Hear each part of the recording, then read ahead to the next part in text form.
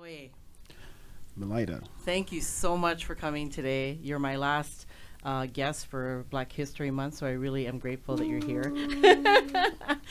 And I met you at a networking event, Yeah. and you kind of told me a little bit about your story, but I want to know in detail all about Oye. Please go in detail.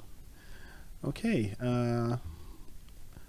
Okay. First of all, I'm a man, and I am originally an engineer. Oh, Yes, electrical engineering engineer. wow. But I ventured into photography, Mm-hmm. and I've been able to express myself visually Yeah. through different areas of photography, like portraits, Mm-hmm. aerial art, and a couple of other things I'm working on now. Wow. Yeah. You kind of told me a little bit of your story of how you developed this photography kind of niche, this talent when you were young. Go into detail about that. I want to Okay. hear that. Okay. Sure, I'll do that. So when I was younger, every time we had photos taken of us, I was always curious about the f- the process of converting images from the camera, from the flash, to like prints. And so, because we didn't have Google those days, you probably Yeah. had to use like an encyclopedia or ask Mhm. questions. I didn't know what to ask, and so I was able to build up my interest, curiosity, and persistence. And so, what I did was I would always look at negatives sent to us by my uncles in the U.S. Wow. and I would always compare them with the prints, and I knew there had to be a connection.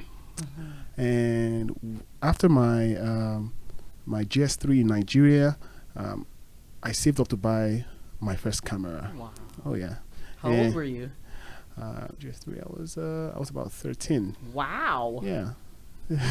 That's ambitious. Good for you. Oh yes. So I bought the camera, but every time I bought a film, I would always expose the film to see how it looked before putting it into my camera. Right. So every time I went to process it, Yeah. it would always come out empty. Yeah. And until one day I went to the store, and after I just bought it, I opened it up, and the lady at the counter was like, "Stop! You're going to spoil it." And I said, "Oh, I didn't know." Yeah. So I learned through mistakes, and Yeah. yes, that's built me over the years. Mhm. I later moved into digital photography, Yeah. and here we are today. So what I'm realizing is, like, back then when we didn't have digital cameras, Yes. using that exposure ruins all the pictures. Oh yes, it does. Yeah, but now there's still, even with a digital camera, there's still ways you can still ruin the pictures, right? Oh yes, you can. And how does that happen? I've heard some stories about that. Like, Mhm. what was it? The I think it's the rays from what do you call it? The laser beams or something like that. Well, maybe not that advanced. Mhm. I think it's gonna be the way you handle your memory card Ah. after shooting. Mhm. So, because I've shot a lot of weddings in Nigeria, Yeah. sometimes when you're shooting, you fill up your card, Mhm. and the next thing people do is just want to take out the card and put in their like pockets. Mhm. And I noticed that with a lot of warmth, you can actually just clear out some files on your card, Yeah. but it can be recovered. Yeah. But it's just going to affect the electronics in it. So yeah, so it's terrible. But we have recovery softwares, and sometimes really? yeah, we do. Oh my god. I've been able to help a couple of my friends and even myself recover files. But sometimes when it gets so bad, you probably have to Wow. like look for help somewhere else. Yeah. So let's go back to when you were 13. Okay. You got your camera. Uh huh. So you started taking pictures. Oh yes, I did. And has that been like, the last 10, 15 years or how? Okay, so I bought that camera then, and of course, I just liked the idea. Well, I was very young. I didn't have so much money to take many pictures, and I was even looking at it commercially. And so what I did was, I think after that the camera got stolen. I bought a different one. Well, school happened, and I didn't get back into photography until like my uni days. Yeah, so we had like an IEEE program, and that's an association for electronics engineers. Okay. And so I was going to take photos for. No, I was just there, and one of the final year students gave me his camera because he was going to be very busy. He said I should just take some photos, and so I took photos with a Sony camera, and I love the outcome. So that kind of inspired more within me, and I had an uncle would give my brother and I some money, and the next thing I did was, okay, I have XYZ amount of naira. I went straight to the computer village in Nigeria, in Lagos, and I bought myself a camera. So now here's the interesting part. So I spent so much money getting a digital camera, and after 4 days I cracked the screen by mistake. It was in my pocket, and I cracked the screen, and that led me to a different level of information search. Yes, so I tried to look for a way to get it solved. By the time I found the solution, I'd read so much, I'd found more cameras, and by the time it was repaired, it was now not what I wanted. So I tried to save up money again to buy myself my first DSLR. Wow. And is that the one you have today, or you have a different Oh one? no, I bought my first DSLR I think in 2007. Oh, wow. Yeah, 2007. Yeah, I think so. Oh, sorry, 2008. Yeah. And since then it's been oh, you take good photos. Can you come and do this for me? And how much are you going to charge? I'm like, well, I didn't plan to charge, but if you're going to pay me, good. Well, oh my gosh, I've seen your work. I've seen your, especially your posts on LinkedIn. Okay. Wow. Thank you very much. And I love that story where you actually lost your drone camera. Yeah. My goodness. It's an amazing community when people actually support you and can help you recover that. That's like, what a story. Yeah. I thought it was very, very interesting because what had happened was I'd reached out to, the River Valley maintenance. They said, it was difficult. And I reached out to the fire service, and they said, it wasn't going to be worth the risk. Yeah.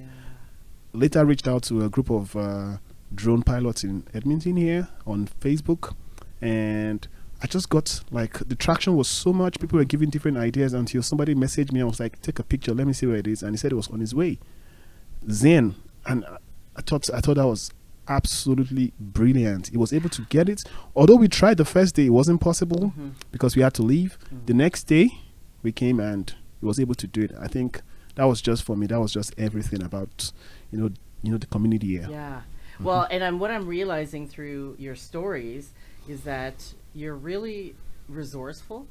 You actually are good at researching and finding solutions. I think that sounds like it's your superpower.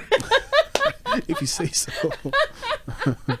Expand on that, like how, because a lot of, especially entrepreneurs, okay, myself included, we try to find ways to work around, especially with not as much funds as when you start a business, right? So I try to find as many resources as I can that are free or not so high priced, right? For example, like the studio here, right? Okay. The library. So tell me how that came about, how you can expand on being resourceful, finding the confidence to do the work that you're doing now, coming from being an engineer. Like, tell me all about that.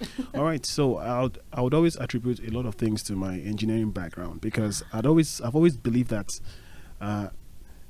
there's who you are today and who you want to become tomorrow, and since you know who you want to become, you can now engineer your way back to where you are presently. So with that, you're able to plan out steps, strategies to get into where you want to be. For me, I believe whatever it is you want to achieve in life, you can actually get it. Yeah. And the only thing stopping you will probably be your mind. Oh, so true. So you want to do something. You need to meet somebody. First of all, believe in your mind that it's possible. Then start working towards it. It's gonna probably be a lot of work, but you have to put your mind to it. That's my own philosophy. Yeah. And I totally believe in that. I totally agree with you. Yeah. So especially with the work that you're doing now, tell me about how you switched from being an engineer to a photographer? Like, how did that come about? Okay, so I wouldn't say I totally switched because there are no experiences in life that are not useful. So we have experiences over time, and they're always necessary for the next step. Mm-hmm. So I've always loved mathematics and Okay. sciences. I'm pretty good with maths, and so the automatic thing for me to study was probably going to be engineering. Yeah, and what else can I study in engineering? Oh, electrical. That's very, Okay, so I did engineering, but I knew within myself that I wanted to express myself visually. And so while I was doing it, that was when I ventured into it. Mm-hmm. And it wasn't long before I knew, okay, fine, this is what I would like to do with myself. Yeah. It doesn't mean tomorrow I can apply myself to engineering because I have skills and I can use them anytime I want to. Mm-hmm. But here's the thing: in celebrating, for example, what we're celebrating now is Black excellence. Yeah. Sorry, Black history, Black excellence. Mm-hmm. And I would say, I try to check the meaning of slavery, Ah. and it's or to enslave somebody. Sorry, Yeah. it's to reduce their, or it's to take away their ability to choose, ability of choice. Yes. And so for me, I said, even though I have done engineering, doesn't mean I must go work in an engineering firm. Right. I believe many of us go to school, we study different things. The most important thing is it shows you can apply your mind to something. Mm-hmm. Whatever it is you want to do with yourself is now left to you. Oh, lovely. Uh-huh. Mm-hmm. So for me, venturing into photography has probably been a lifelong what's that word? Dream? Yeah. I'd always wanted to be a pilot also. Oh yeah, I remember that. Yeah, Tell I'd me always want to about be a that, pilot. yeah. But, after a while I said, okay, after speaking with a couple of pilot friends and, I have an uncle who's a pilot. Oh. And when I was younger, he gave me this big book of piloting and all that. I was Mhm. just flipping through to get pictures of, cockpits and all that. Yeah. But I asked myself, I said, okay, if I have all my licensing for flying, would I be very happy doing this? Mhm. Or am I just in love with the idea of flying? And that was when I realized, okay, I can still become a pilot, but definitely not a commercial pilot. Oh. Yeah. Okay. And because of my love for visual art, I got inspired by drones. Ah, that Uh-huh. makes sense. So for me, I kind of live vicariously through my drone, being Yeah. able to fly in the sky and get Yeah. imagery, Yeah. sceneries that I would love to actually get if I were to be flying Yeah. a plane. So yeah, so for me, that's just it, the ability to choose. Yeah. Tomorrow I could wake up and say, oh, I'd love to venture into something else. For me, being able to choose is a very big thing, and for me, that's one of the reasons of celebrating Black History Black Month. History Month. That's a great point. I never thought about it that way. The ability to choose. Yes. Wow, that's powerful. Yeah, it is. So powerful. Mhm. So, what does Black History Month mean to you? And have you celebrated it? Every year that it's been around. Tell me about your feelings on this. Okay, so I would say the celebration of Black history for me is gonna not just be the celebration of physical freedom, being able to probably go to the swimming pool with other races. No, I think for me it's gonna be the freedom of the mind. You see, mental slavery is bigger than any form of slavery. Mm-hmm. Yeah. So you could probably cage a man, but if the man is not caged in his mind, Yeah. he's able to do a lot of things. Mhm. So for me, the celebration is with the amount of Black people out there Mhm. making different things, achieving different feats. Yeah. For me, that is the celebration. Isn't Being it? able to move out of your move out of slavery in your mind Mhm. to create things, to do things that are that will last for years. For me, that's just how I see it. That's amazing. Mm. Holy cow. So is there anything else you'd like to add before we close? I think one of the most important things I always ask my guests is Okay. what matters to you the most? What do you want our audience to know that matters to Oye? Okay, so I got a quote. I'm gonna say. Yeah. Yeah, sorry, I couldn't just put it in my head right now. Oh, yeah. No, I understand. Yeah. So it's one quote I got lately, and it's been very, very inspirational to me. It says, "Whatever you vividly imagine, ardently desire, sincerely believe, and enthusiastically act upon, must inevitably come to pass." And that's from Paul J. Mayer. Yeah.